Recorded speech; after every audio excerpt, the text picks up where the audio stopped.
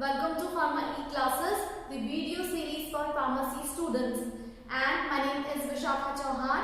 I am working as Assistant Professor in Smriti College of Pharmaceutical Education, Indore. This is the Pharmaceutical Jurisprudence class, and the topic which is going on is National Pharmaceutical Pricing Authority. Also, you can call it as the PCO, which is the Drug Price Control Order. Today's topic of discussion is criteria considered for the inclusion of medicine in NLEM 2015's list. NLEM is the National List of Essential Medicines, and उसमें include होने के लिए क्या criteria important है हम वो आज पढ़ेंगे. हम एक एक पॉइंट हमने पॉइंट वाइज इसमें नोट डाउन करा है मैंने आपके लिए, एंड हम पॉइंट वाइज समझेंगे कि क्या क्या क्राइटेरिया इसमें इंपॉर्टेंट है. तो let's begin with the first point.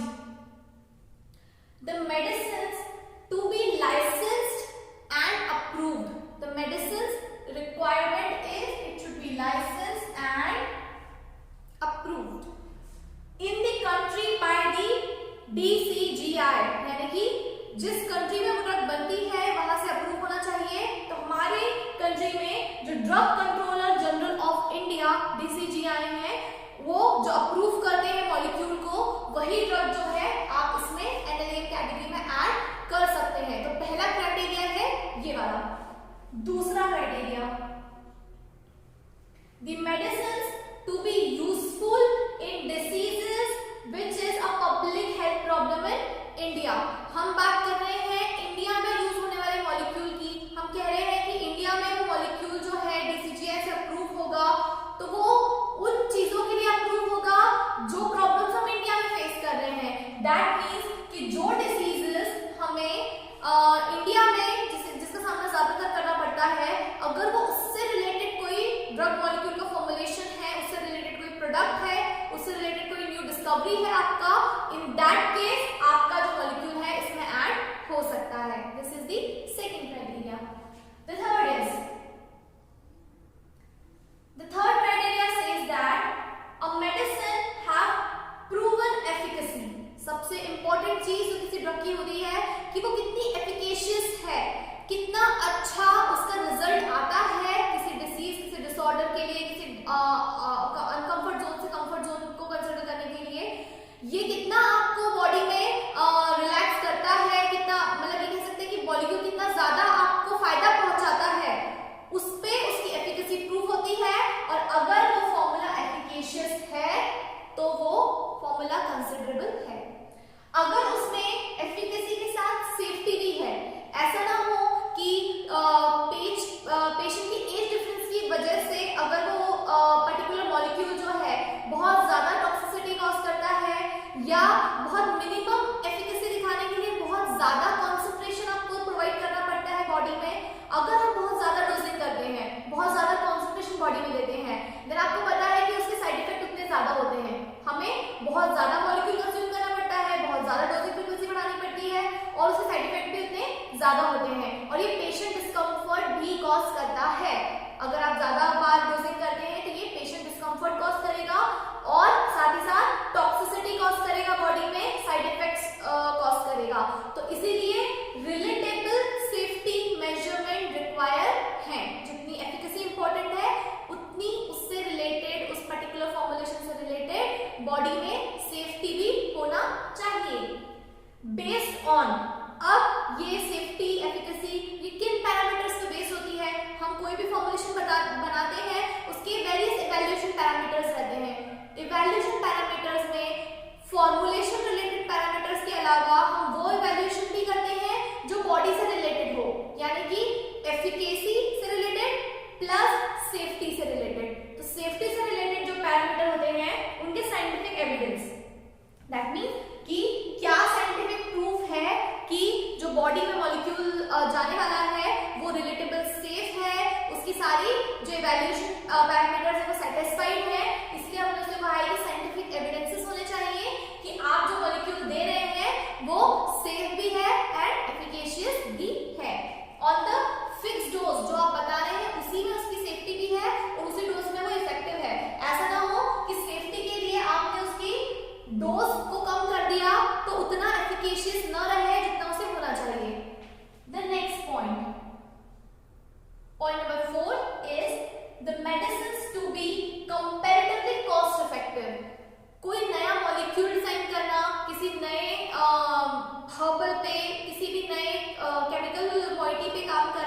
ये रिलेटेड जो भी चीजें हैं वो कॉस्ट इफेक्टिव है या नहीं, इतनी ओवर बजटेड नहीं होना चाहिए जो पेशेंट के लिए पॉकेट फ्रेंडली ना हो।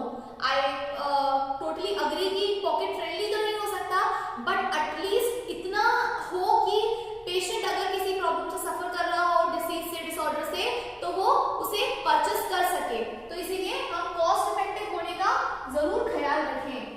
जो थेरेपीज होती हैं बड़ी बड़ी डिसीज से रिलेटेड या कोई बहुत बड़े डिसऑर्डर से रिलेटेड, तो वो एक दिन की मेडिकेशन नहीं होती हैं, 2 दिन की नहीं होती हैं, वो थेरेपीज होती हैं, यानी कि एक मेडिकल ट्रीटमेंट चलता है। और इस केस में जो ओवरऑल थेरेपी है हम उसके बजट की बात कर रहे हैं कॉस्ट इफेक्टिव होने की, ना कि कोई पर डे या सिंगल मेडिसिन की।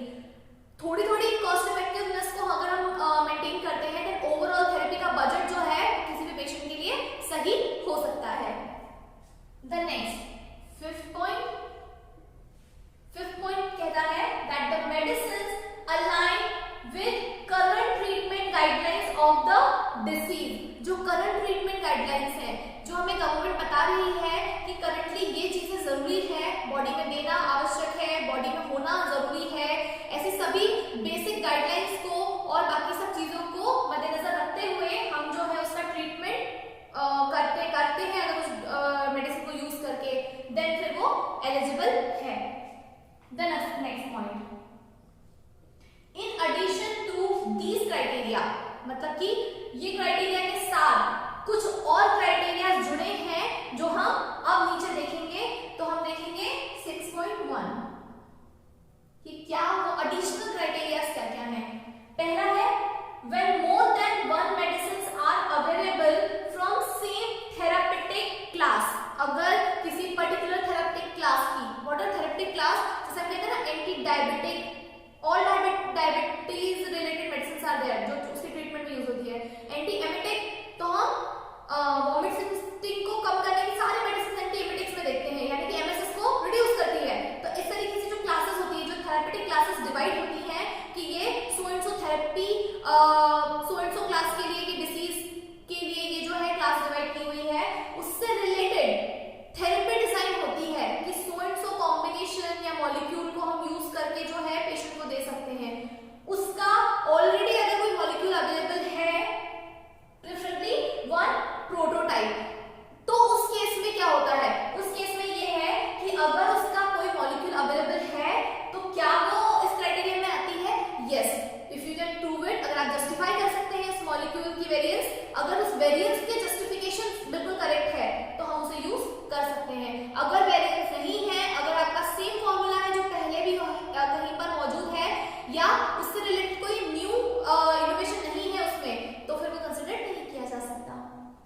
The next 6.2 medically best suited medicines of that class to be included after due deliberation and careful evaluation of their relative safety, efficacy। अब हम सबसे पहले समझते हैं कि यहाँ हमने कहा कि जो पहला पॉइंट था कि हमने देखा कि उससे रिलेटेड वेरिएंस अगर आपके पास है, उसमें अगर आप कुछ वेरिएंट क्रिएट करा है तो अप्रूव है, नहीं है तो अप्रूव नहीं है। इन द नेक्स्ट पॉइंट हमने क्या देखा कि अगर उस क्लास की उस पर्टिकुलर ड्रग के साथ आफ्टर डेलिब्रेशन या फिर आफ्टर ए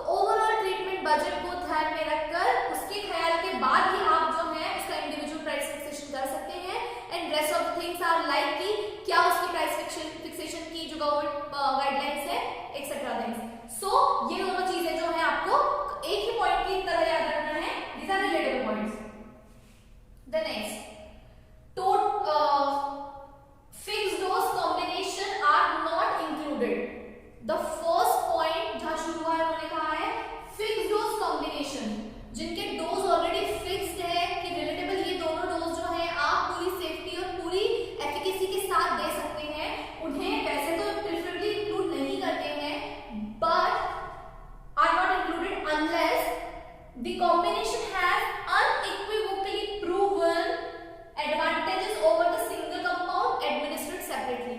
आप दो टाइप के कोई मॉलिक्यूल ले रहे हैं और उन दोनों के अपने अलग अलग बेनिफिट हैं, इंडिविजुअल देने पर आपको डोजिंग ज्यादा करनी पड़ रही है या वो थोड़ा सा पेशेंट कंप्लायंस में नहीं आ रहा है, इन दैट केस अगर आप कोई ऐसा फॉर्मुलेशन डिजाइन करते हैं जिनमें वो दोनों मॉलिक्यूल आपने इन्वॉल्व किए हैं, रिलेटिवली सेफ है, कंपैरेटिवली आप उसको ज्यादा अच्छी तरीके से डोजिंग करके दे सकते हैं विदाउट साइड इफेक्ट और minimum side effect, in that case आपको वो चांस देते हैं कि आप उसे लिस्ट एनएलएम की लिस्ट के लिए एप्लीकेशन में बिल्कुल शामिल कर सकते हैं। ठीक है, फिर next the medicines in national list of essential medicines in 2015, the most current one are based at primary, secondary and tertiary levels, यानी कि अकॉर्डिंग टू द रिक्वायरमेंट तीन लेवल्स में, level number 1, level number 2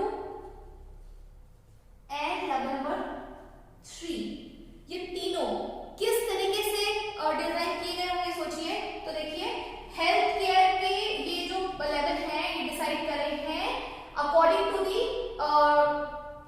availability of health care personnel level, यानी कि कौन सी medicine का क्या treatment level है, कौन सी मेडिसिन किस जरूरत के हिसाब से है, सही शब्दों में कहा जाए किस जरूरत के हिसाब से, किस डिसीज को, कितनी सिवियरिटी को, कितनी ज्यादा अनअप्रोप्रिएट कंडीशन को टारगेट करके बनाई गई है, उस हिसाब से एनएलएम कैटेगरी के 3 लेवल्स को डिसाइड किया जाता है। एंड ये तीनों लेवल्स के मेडिसिन में जो है आप अपनी ड्रग को अकॉर्डिंगली ही ट्राई करें कि कौन से लेवल में आप इनकी क्राइटेरियाज को पढ़ के समझ सकते हैं कि लेवल 1 में कौन सी मेडिसिन है, 2 में कौन सी है, पूरी लिस्ट जो है उसमें आपको डिटेल इंफॉर्मेशन मिलेगी कि कौन सी क्राइटेरिया के लिए कौन सी ड्रग जो है सही है, उसी अकॉर्डिंग आप उसे मैन्युफैक्चर करें, उसी अकॉर्डिंग आप उसकी प्रेफरेबिलिटी रखें और उसी अकॉर्डिंग आप उसके लिए अप्लाई करें। तो हमने समझा कि primary, secondary and tertiary levels of the health care according to the treatment facilities, according to what the treatment facilities, जो आपकी ट्रीटमेंट की फैसिलिटीज अवेलेबल हैं, and training, experience and availability of the health care personnel उस level पर, at that level. So ये 3 level उस according उन्होंने बनाए हैं। तो हमने कुछ 6 पॉइंट्स में ये समझा कि कौन कौन से क्राइटेरिया जरूरी हैं, बहुत इंपॉर्टेंट है, जो अगर आप किसी मेडिसिन में बीइंग मैन्युफैक्चरर आप अगर कोई मॉलिक्यूल जनरेट कर रहे हैं, उसका प्रोडक्शन इस क्राइटेरिया के तौर पे करें, देन आप कोशिश कर सकते हैं कि वो national list of essential medicine 2015 के अपडेटेड वाले वर्जन में इंक्लूड हो सकती है। आप ये सारे क्राइटेरिया के साथ जो है इंक्लूजन की प्रोसेस कर सकते हैं। So this is it for this topic, और नेक्स्ट वीडियो के साथ मिलेंगे, नेक्स्ट टॉपिक के साथ हम नेक्स्ट वीडियो को देखेंगे। तो till then thank you so much.